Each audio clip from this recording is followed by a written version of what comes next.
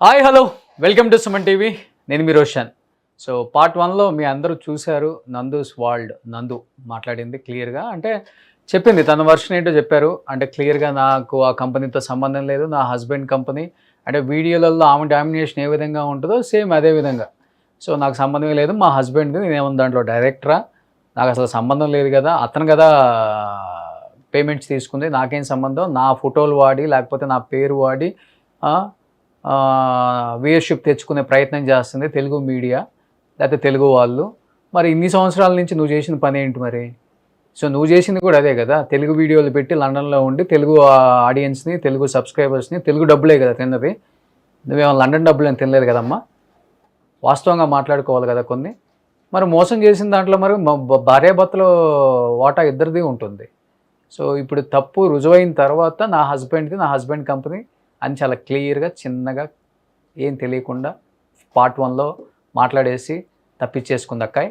But part 2లో అంటే అసలుకి నక్కకి నాగలోకానికి తేడా లేదనమాట. వీళ్ళు చెప్పే మాటలకి, వీళ్ళు చేసే చేష్టలకి ఎంత దారుణంగా ఉన్నారంటే మనుషులు. ఇంత దారుణంగా ఉన్న ఈ సమాజంలో కూడా ఇంకా మోసపోయే వాళ్ళు మోసపోతూనే ఉంటున్నారు. మోసం చేసేవాడు మాత్రం ఎప్పుడు హీరోలాగే ఉంటున్నాడు. ఒక 4 రోజులు అనుకుంటారు, 4 రోజులు వీడియోలు వేస్తారు, 4 రోజులు జైల్లో పెడతారు, ఒక కేసు అవుతుంది, అంతకుమించి ఏమవుతుంది? 50 కోట్లు 100 కోట్లు దోచుకున్నాను కదా, దీంతో ఎంజాయ్ చేయొచ్చు. లేకపోతే మన మాట వినే పోలీసులు, లేకపోతే మన మాట వినే వాళ్ళకు డబ్బులు ఇచ్చేసి కొనవచ్చు. ఆ జైలుకి కూడా పోయే పని లేదు కదా. అంత అంత అంత సిగ్గు శరం లేకుండా తప్పు చేసేస్తున్నారు అసలుకి. మనం ప్రేమిస్తున్నాం, వాళ్ళే మనల్ని ప్రేమించట్లా. మనల్ని కళ్ళబొల్లు కబుర్లు చెప్పి, దొంగ అబద్ధాలు చెప్పి, దొంగ వీడియోలు చేసి, దొంగ సెంటిమెంట్లు వర్కౌట్ చేసి, దొంగలు దోచుకుంటున్నారు. వాళ్ళు దొరలవుతున్నారు చివరికి. దొంగలయ్యే వాళ్ళు ఎవరంటే మనమే, విక్టిమ్సే అవుతున్నారు చివరికి. మీరు ఎందుకు ఇచ్చారా అని మిమ్మల్నే ప్రశ్నిస్తారు చూసే ఆడియన్స్ అందరూ కూడా. తీసుకుందామని ఏం ప్రశ్నించరు. ఆమెకు ఎట్టో సిగ్గులేదు, తప్పు చేసేస్తారు వాళ్ళు ఈజీగా. ఆమెనే కాదు, సెలబ్రిటీ మోజులో ఉన్న ప్రతి వాడు కూడా తప్పు చేయటం అనేది చాలా ఈజీ. పెద్ద పెద్దోళ్ళే చేస్తున్నారు, వీళ్ళంతా ఆఫ్టర్ ఆల్ అసలుకి. పెద్ద పెద్దోళ్ళే తప్పులు చేస్తున్నారు, పెద్ద పెద్దోళ్ళే చిక్కు బౌన్స్లు అవుతున్నాయి, పెద్ద పెద్దోళ్ళే జైలుకి పోతున్నారు, పెద్ద పెద్దోళ్ళే తిప్పి మాట్లాడుతున్నారు, పెద్ద పెద్దోళ్ళే భజన చేసుకుంటున్నారు, పెద్ద పెద్దోళ్ళే ఊడిగం చేసుకుంటున్నారు. ఒక రకంగా చెప్పాలంటే వీళ్ళు ఆఫ్టర్ ఆల్ వాళ్ళ ముందు. మరి వాళ్ళు చేస్తున్నప్పుడే లేనిది వాళ్ళనే సమాజం ప్రేమిస్తుంది, వాళ్ళనే సమాజం చేసిన తప్పులను మర్చిపోయి యాక్సెప్ట్ చేస్తుంది. ఆఫ్టర్ ఆల్ మేమెంత అనుకుంటున్నారు చిన్నవాళ్ళు. ఇంకా చిన్నవాళ్ళు ఇన్ ద సెన్స్ ఒక రకమైన ఇన్ఫ్లుయెన్సర్లు, యూట్యూబర్లు, లేకపోతే కొద్దో గొప్ప ఒక 10-20 సినిమాలు చేసిన సెలబ్రిటీస్, ఒక 10 పాటలు పాడిన సింగర్సు, ఇలాంటి వాళ్ళందరూ కూడా. సో వీళ్ళున్నంతకాలం ఈ సమాజానికి ఎప్పుడు కూడా చీడపురుగులు అని చెప్పుకోవచ్చు ఒక రకంగా చెప్పాలంటే. ఏమో పార్ట్ 2లో కొన్ని మాట్లాడింది. ఎన్ని కబుర్లు చెప్తారంటే మాట్లాడుతుంది నందు మేడం. జాతకాల పేరుతో మా రీల్స్ వాడుతున్నారని ఆ రీల్స్ ని ఆపేయడం కోసం ఆ పేజ్ ని క్లోజ్ చేశారు. జాతకాల పేజీల వాళ్ళకి ఐపీఆర్ రైట్స్ చేశారు, అందువల్ల ఆ పేజెస్ క్లోజ్ అయింది. నా పేజ్ స్టిల్ అవైలబుల్. ఓకే చెప్పండి. ఇప్పుడు నేను అనేది ఏంటంటే మీకు రోషన్ గారు ఒక వీడియో పెట్టుంటే బాగుంది అనిపించింది. ఎన్ని రకాల వీడియోలు పెడతారు, మరి ఒక వీడియో పెట్టొచ్చు కదా. మీరు ఇంటర్వ్యూస్ చాలా బాగా చేస్తారు, నేను అగ్రీ. కనీసం ఎదుటి వాళ్ళు మీరు క్వశ్చన్ అడిగినప్పుడు మాట్లాడడానికి ఛాన్స్ ఇవ్వండి. మొత్తం స్టోరీ అనుకుంటా మధ్యలో మీరే చెప్పేస్తే నేను ఏం మాట్లాడేది జరిగింది. మీరు అటు వెళ్ళారు, తర్వాత ఏంటి?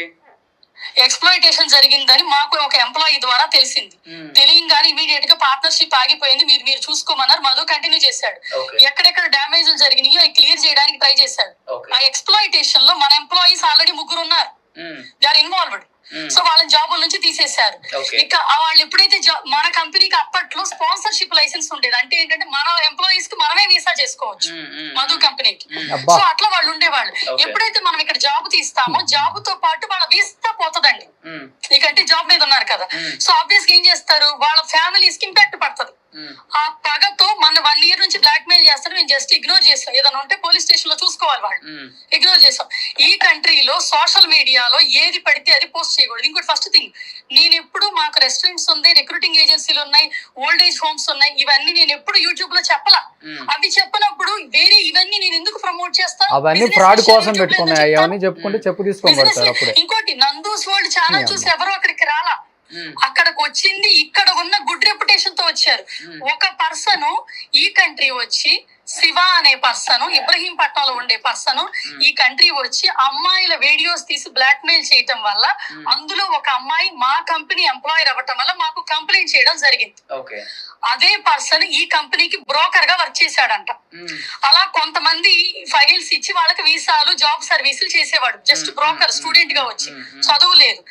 అతని మీద క్రైమ్ కేసులు ఉన్నాయి, డ్రంక్ అండ్ డ్రైవ్ కేసులు ఉన్నాయి. కంపెనీ డిపోర్ట్ చేసింది అతన్ని. వేరే ఏదో కంపెనీలో ఉన్నాడు స్టూడెంట్. ఆ పర్సన్ ఇబ్రహీంపట్నం వెళ్ళి గ్రడ్జ్ పెట్టుకొని ఇది Nandu's world YouTube channel business అని చెప్పి 900 మందికి బిజినెస్ గ్రూప్ లో ఉన్న వాట్సాప్ గ్రూప్ లో పీపుల్ కి మెసేజ్ పెట్టి అలా సర్క్యులేట్ చేసి రూమర్ స్టార్ట్ చేశాడు.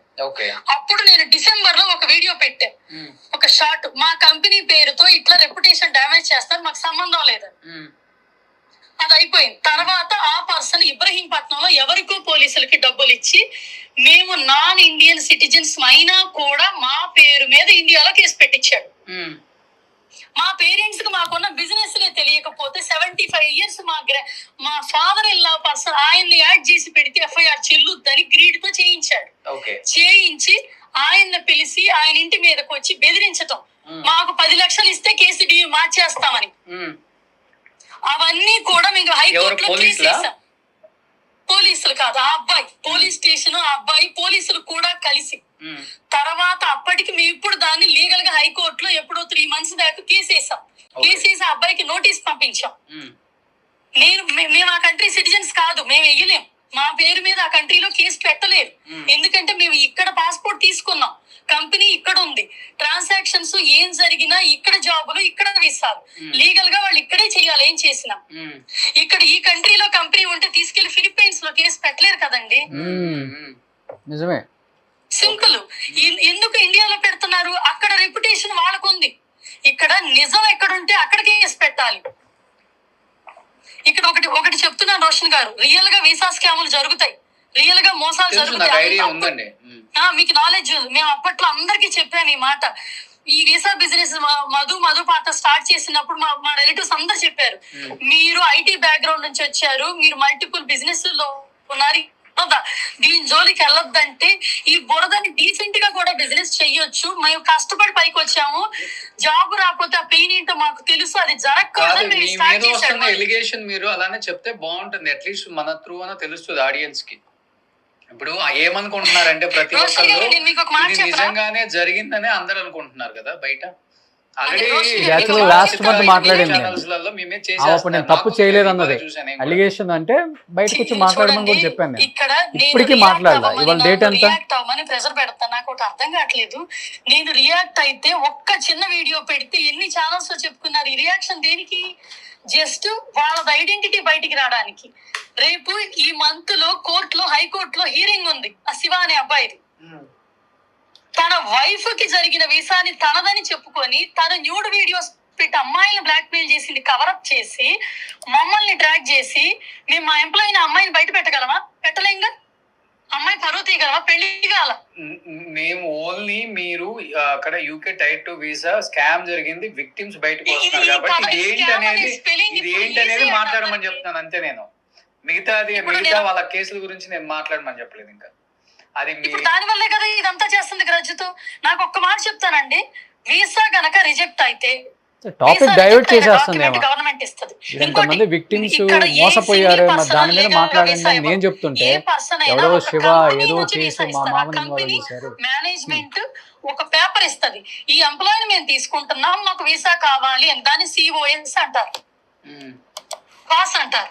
ఆ కాసు ఒక కంపెనీ ఇస్తుంది. ఇక్కడ మల్టిపుల్ కంపెనీలు, మీరు అన్నారే కొన్ని వేల మందో 100 మందో స్టూడెంట్స్, అన్ని వేల కంపెనీల మీద వాళ్ళు కేసు పెట్టాలి. రిక్రూటింగ్ ఏజెన్సీ మీద ఎలా పెడతారు? రిక్రూటింగ్ ఏజెన్సీ ఆ కంపెనీతో కనెక్షన్, అంతేగాని ఆ పర్సన్ తో కనెక్షన్ కాదు. రిక్రూటర్స్ కాదు. ఇప్పుడు వాళ్ళు మిమ్మల్ని టార్గెట్ చేయడానికి వన్ ఆఫ్ ద రీజన్ ఏంటంటారు మరి? ఇప్పుడు శివ తీసి పక్కన పెట్టేసేయండి. శివ హైదరాబాద్ లో మీ మీద గెలిచి తీర్చుకోవడానికి రివెంజ్ కి మీ మామగారిని ఎవరినో పెట్టి కేసు పెట్టారు. ఓకే, వాట్ అబౌట్ యూకే లో ఉన్న స్టూడెంట్స్ కానీ, యూకే లో ఉన్న వేరే కంట్రీస్ వాళ్ళు? నేను మీకు ఇందాక ఒక మాట చెప్పాను, యూకే ఇమిగ్రేషన్ కంపెనీస్ అని కొట్టండి. లాస్ట్ నవంబర్ నుంచి 3000 కంపెనీస్ కి కంట్రీలో లైసెన్స్ పోయింది. బికాస్ ఆఫ్ స్టూడెంట్స్ ఒక చోట లీగల్ గా జాబ్ చేయాల్సింది రెండో చోట చేయటం వల్ల ఆ కంపెనీలకు లైసెన్సులు పోయినాయి. అప్పుడు ఆ స్టూడెంట్స్ అందరికి జాబులు పోతాయి. జాబులు పోయిన వాళ్ళకి డబ్బులు ఎవరిని అడుగుతారు చెప్పండి? డైరెక్ట్ కంపెనీని అడుగుతారా? అడిగే ధైర్యం ఉందా? వాళ్ళే తప్పు చేసినప్పుడు తీసేస్తారు కదా. వాళ్ళే తప్పు చేసినప్పుడు వాళ్ళ వీసా పోతుంది కదా. ఇప్పుడు వీసా పోయిందని చెప్పిన వాళ్ళు ఈ కంట్రీలో ఎలా స్టే చేస్తున్నారు? ఒక్కసారి మీరు ఈ కంట్రీలో వచ్చి ఎవరన్నా ఎంక్వైరీ చేయించండి. లీగల్ గా ఈ కంట్రీలో ఎలా స్టే చేస్తున్నారు వీసా పోతే? Is that legal? కంట్రీలో వీసా పోతే వాళ్ళు యూకేలో ఇంకా eligible, they are working, they have a legal visa. ఎలా వచ్చింది లీగల్ వీసా? ఇక్కడ ఆల్రెడీ లీగల్ వీసా వచ్చిన వాళ్ళు కూడా ఇందులో విక్టిమ్ డ్రామా వేస్తున్నారు. 2021 లో వీసా వచ్చి 2021 లో జాబ్ చేసి 2026 లో జాబ్ పోతే ఏ కంపెనీ ద్వారా interviews, mock interviews, application fill up చేయించుకున్నారో ఆ కంపెనీని అటాక్ చేస్తున్నారు. నేను ఒక మాట చెప్తాను అనండి, 2021 నుంచి కంపెనీలో ఉంటే ఇప్పుడు ఎందుకు జరిగింది ఇది? ఒక్కసారి ఆలోచించారా? యూకే ఇమిగ్రేషన్ భయంకరమైన టైట్ అయింది. ఇండియన్స్ వెళ్ళిపోమని ర్యాలీస్ చేస్తున్నారు. ఇప్పుడు ఇండియన్స్ మీద అటాక్ జరుగుతుందని వాళ్ళు వెళ్ళేటప్పుడు డబ్బులు తీసుకెళ్ళడానికి ఆడుతున్న గేమ్. ఇప్పుడు మీరు ఒకటి చెప్పండి, ఒక మనిషికి అన్యాయం, ఇప్పుడు నాకు అన్యాయం జరిగిందని నేను చెప్తానండి. నాకు ఒక క్లాస్మేట్స్ ఉంటారు 50 మంది ఇక్కడ ఫ్యామిలీస్. వాళ్ళందరూ నాకు సపోర్ట్ చేస్తారా, మీకు సపోర్ట్ చేస్తారా? నేను వాళ్ళందరికీ నాకు వచ్చిన దాంట్లో డబ్బులు ఇస్తానని చెప్తా. ఎవరికి సపోర్ట్ చేస్తారండి? ఒక్క మాట చెప్పండి. ఇక్కడ ఒక కంపెనీ మేనేజ్మెంట్ మీద ప్రాబ్లం ఉంటే ఆ కంపెనీ ఇంటి ఆడవాళ్ళని పిల్లల్ని ఎందుకు లాగుతున్నారు? ఇండియాలో గుండాగిరి చేసినట్టు మా రెస్టారెంట్స్ మీదకి వచ్చి అటాక్ చేశారు. ఇది కరెక్ట్ గా నెల క్రితం, 3 నెలల క్రితం, 5 నెలల క్రితం మా రెస్టారెంట్ మీదకి వచ్చి ఎంప్లాయీస్ అటాక్ చేసి మ్యాన్ హ్యాండ్లింగ్ చేశారు. పోలీస్ కంప్లైంట్ ఇచ్చాం. ఇస్తే వాళ్ళు వార్నింగ్ ఇచ్చి ఇంకొకసారి ఆ ఊళ్ళో కనిపించిన డిపోర్ట్ చేస్తామని వార్నింగ్ ఇచ్చారు. దెన్ అదే సిచ్యువేషన్ లో సీసీటీవీ ఫుటేజ్ లో ఉంది. ఇక్కడ మనం ఏం పేకలేం. ఇండియా వెళ్ళి చూసుకుందాం, మనకి టిఆర్ఎస్ బ్యాక్గ్రౌండ్ ఉంది. ఈ మాట చెప్పారు. ఎవరికి టిఆర్ఎస్ బ్యాక్గ్రౌండ్? అక్కడ అదే రెస్టారెంట్ లో ఉన్న ఎంప్లాయీస్ కి. ఎవరైతే కొట్టించుకున్నారో, ఎవరైతే ఎంప్లాయీస్ మీద అటాక్ చేస్తున్నారో అప్పుడు మేము వెళ్ళాల్సి వచ్చింది. మాకు కాల్ చేశారు పోలీసులకు. మేము కాల్ చేస్తే వాళ్ళు లైన్ లో పెట్టారు. 5 minutes గ్యాప్ లో ఎంత జరిగిందో దాన్ని డిఫెండ్ చేయడానికి నేను వెళ్ళి వాళ్ళని ఆపి ఇమీడియట్ గా పోలీసులను పిలిస్తే బిఆర్ఎస్ సపోర్ట్ ఉంది ఎవరికంట నాకు తెలియదండి. అందులో ఒక కపుల్ ఉన్నారు. వాళ్ళు ఏంటంటే ఆ అమ్మాయి మెడిసిన్ అని చెప్పి అబద్ధం చెప్పి ఇక్కడికి వచ్చి ఓల్డ్ ఏజ్ హోమ్ లో నాపీలు చేంజ్ చేయటం అమ్మాయి జాబ్. ఓకే, ఆ జాబ్ మన సర్వీస్ ఆల్రెడీ జాబ్ చేయించి ఇంటర్వ్యూలు చేయించి సర్వీస్ ఛార్జ్ తీసుకున్నారు. ఇంటర్వ్యూలకు వెళ్ళినాక వీసా అప్లై చేసినాక వాళ్ళ ప్రాబ్లం, వాళ్ళ వల్ల వీసా రిజెక్ట్ అయింది. మన కాంట్రాక్ట్ లో ఉంటదండి, visa any reason government reject చేస్తే కంపెనీ ప్రాబ్లం కాదు. వాళ్ళ ఇంటర్వ్యూలో ఎనీ తప్పు చేయొచ్చు, అది అదర్ థర్డ్ పార్టీ రెస్పాన్సిబుల్ కాదు, అది సైన్ చేస్తారు వాళ్ళు. ఇక్కడ లీగల్ గా ఎందుకు ప్రొసీడ్ అవ్వట్లేదు? If it is a mistake. ఇంకోటి 5 years నుంచి ఈ కంపెనీ ఉన్నప్పుడు 5 years లో ఎందుకు జరగలేదు? ప్రవీణ్ కూడా క్లియర్ గా చెప్పాడు. 3 months లో జరుగుతుంది. సో అక్కడ కేసు ఎందుకు పెట్టరు అంటే మేము కూడా కొనడానికి వెళ్తున్నాం వీసా, అలా చెప్తే కేసు అవుతుంది, అందుకని ఇండియాకి వచ్చి కేసులు పెట్టుకుంటున్నాను. ఆ కేసు అతను విన్ అవుతాడు. ఇక్కడ మీకు ఒక్కటి అర్థం కావట్లేదు. మీరు అమెరికాలో అంటారు చూసారా కన్సల్టెన్సీ అని. మాది కన్సల్టెన్సీ కాదు, మధుది రిక్రూటింగ్ ఏజెన్సీ. కన్సల్టెన్సీ అంటే మంత్లీ డబ్బులు తీసుకుంటారు, శాలరీలో పర్సంటేజ్. రిక్రూటింగ్ ఏజెన్సీ అంటే just we recruit, that's it, మన జాబ్ అయిపోయింది. We're not responsible their visa processing help చేస్తాం. వీళ్ళలో ఇంగ్లీష్ రాదు, ఇండియా నుంచి ఫేక్ సర్టిఫికేట్లు పెట్టుకుని అదర్ కంపెనీస్ ద్వారా వచ్చారు. ఇక్కడికి వచ్చి కష్టాలు ఉన్నాయని చెప్పి బ్యాక్ డోర్ లో హెల్ప్ అడుగుతారు. మనం చెయ్యం. అక్కడ మీరు కొన్ని చూడండి, పిల్లల మీద యాసిడ్ పోస్తాము, వైఫ్ మీద యాసిడ్ పోస్తాం, ఇండియా వస్తే అటాక్ చేస్తామని ఎన్నో మెసేజ్లు పాస్ట్ 3 years నుంచి పెట్టినా మేము కంప్లైంట్ ఇక్కడ చేసాం. వీఆర్ ఇక్కడ సిటిజన్స్, ఇండియాలో కాదు. మీరు చెప్పే విక్టిమ్స్ ఎవరైతే వీళ్ళంతా విక్టిమ్స్ కాదని చెప్తున్నారో వాళ్ళ మీద మీరు కేసు ఫైల్ చేశారు. అక్కడ 5 కేసులు ఫైల్ చేశామండి. ఇండియాలో లాగా ఎఫ్ఐఆర్ కాపీ ఇవ్వరు. ఇక్కడ ఒక రిఫరెన్స్ నెంబర్ ఇస్తారు. ఆ రిఫరెన్స్ నెంబర్ కి ఒక పాస్వర్డ్ ఉంటది. ఆ పాస్వర్డ్ మేము కొట్టినప్పుడు డేటా వస్తుంది. సైబర్ సెక్యూరిటీ హెరాస్మెంట్ కింద ఇప్పుడు 2 కేసులు అయినాయి. ఎవ్రీ 48 hours అప్రోచ్ అవుతారు. ఇంకొకటి ఎవరైతే రెస్టారెంట్ మీద ఫైట్ చేశారన్నారో ఆ రెస్టారెంట్ వీడియో కూడా రిలీజ్ చేయాలి. ఎందుకంటే రెస్టారెంట్ మీద నిజంగానే వాళ్ళ బాధతో అటాక్ చేసి ఉంటారు వాళ్ళు. అందరూ కంప్లైంట్ చేశారు. పోలీసులు వచ్చారు, మా దగ్గర సీసీటీవీ ఎవిడెన్స్ ఉంది. లీగల్ గా సీసీటీవీ ఈ కంట్రీలో ఒక పర్సన్ ని డిఫేమ్ చేయకూడదు. అప్పుడు ఎక్కడ చేస్తారు? ఇండియాలోనే కదా. సో ఇప్పుడు ఫైనల్ గా ఏం మిస్టేక్ జరగలేదు, మాది కన్సల్టెన్సీ కాదు, రిక్రూట్మెంట్ చేసాము, అయిపోయింది. వాళ్ళు ఇప్పుడు ఇప్పుడు ఆ కంపెనీ జాబ్ అయిపోతుంది. రిక్రూట్ అయిపోయినాక వీసా రిజెక్ట్ అవ్వటం, వీసా యాక్సెప్ట్ అవ్వటం రిక్రూటింగ్ ఏజెన్సీ ప్రామిస్ కాదు. అది ఆ కాంట్రాక్ట్ లో ఏమని సైన్ ఉంటదంటే, మేము మాక్ ఇంటర్వ్యూస్ చేస్తాము, సర్వీస్ చార్జెస్ చేస్తాము. అందరూ ఏం చేస్తారు? తెలుగులో ఒక వీడియో రిలీజ్ చేయొచ్చు కదండి, ఇట్లా చేసి మమ్మల్ని ఫ్రాడ్ చేస్తున్నారు, మేమేమో ఫ్రాడ్ చేయలేదు. ఇవాళ 3 PM కి నేను 5 రోజుల క్రితం చేసిన వీడియో ఎడిటింగ్ అయిందండి. 3 PM కి ఇవాళ ఒకటి కామెడీతో రిలీజ్ అవుతుంది. ఆ కామెడీ వీడియోలో what is social media harassment మీద నేను చేశాను. వీడియో రిలీజ్ అయింది. ఒక యాపిల్ కొంటే ఒక షాప్ లో అది పుచ్చిపోయింది అనుకోండి, షాప్ ఎవరు కారణం? ఇష్టపడి డబ్బులు ఇచ్చి కొనుక్కున్న పర్సన్ దాన్ని ఎలా తీసుకుంటాడు అనేది ఉంటది. ఇక్కడ ఎవ్వరు డబ్బులకి ఫోర్స్ చేయలేదంట కదా. మాకు ఒక్క ఎంప్లాయీ పోస్ట్ చేయలేదంట ఆ కంపెనీలో. మధు ఆర్గ్యుమెంట్ రాగానే మధు ఇన్వాల్వ్మెంట్ వస్తుంది. ఎందుకంటే ఒక పర్సన్ మేము ఎప్పుడు మా సోషల్ మీడియా ఫేమ్ వాడి బిజినెస్ చేయలేదే. మాకు ఇక్కడ బోల్డ్ రెస్టారెంట్స్ ఉన్నాయి కదా, బిజినెస్ చేసే రోజులు అదే నేను చెప్తుంది. అదే నేను అంటుంది. మరి అలాంటప్పుడు సోషల్ మీడియా హెరాస్మెంట్ నాకెందుకు స్టార్ట్ అవుతుంది? అంతే కదా. ఇప్పుడు రోషన్ గారు మిమ్మల్ని ఒక క్వశ్చన్ అడుగుతాను, చెప్పండి. ఎవరో ఒక రీల్ పంపించారు మా ఫ్రెండ్స్, మాకున్న ఇప్పుడు లైఫ్ అంట వీళ్ళందరూ స్టూడెంట్స్ మోసపోయి మా దగ్గర విక్టిమ్స్ అయ్యారని చెప్తున్నారే, వాళ్ళ డబ్బులు వల్ల అంటున్నారు. కానీ 2000 వీళ్ళు పుట్టక ముందు 2008 లో మేము కొనుక్కున్న ఇల్లు ఛార్జ్ చేస్తుందండి. ఇప్పుడు గవర్నమెంట్ అడగట్లేదు వాళ్ళు, మరి చెప్పండి. గవర్నమెంట్ ఫీజు ఇంత ఉంటది. తర్వాత ఏమడుగుతాడు ఆ పర్సన్?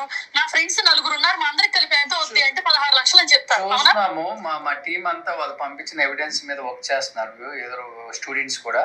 ఒకసారి అవన్నీ టాలీ చేసుకున్న తర్వాత మీరు అవన్నీ టాలీ చేసుకొని మ్యాచ్ అవ్వకపోతే అప్పుడు మిమ్మల్ని ఒకసారి కాంటాక్ట్ అవుతాను, ఎట్లా చేద్దాం ఏంటి మీతో మాట్లాడతాం. ఓకేనండి. ఇదిగో రోషన్ గారు, మీరు టాలీ చేసుకున్నాక ఇక్కడ గవర్నమెంట్ లో ఒరిజినల్ డాక్యుమెంట్ ఏదో ఫేక్ డాక్యుమెంట్ ఏదో ఫస్ట్ చూసుకోండి.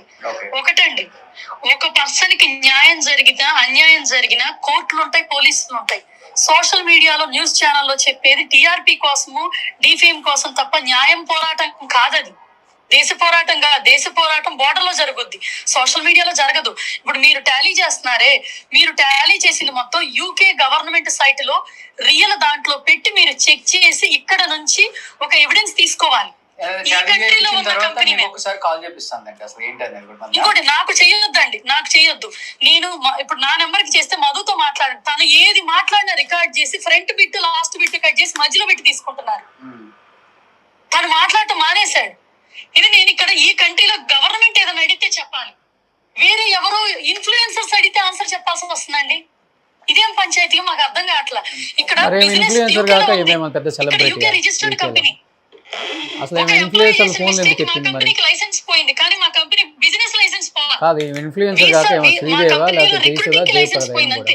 అది కూడా ఏంటి, వీసాకి ఇక్కడ లోకల్ పీపుల్ రిక్రూట్ చేసుకోవచ్చు, మిగతా local people available. But international అంటే వేరే ఇన్ఫ్లుయెన్సర్స్ అడిగారు అంటే మీరు కూడా ఒక ఇన్ఫ్లుయెన్సర్ కాబట్టి ఫ్రెండ్షిప్ మీద అడుగుంటారు.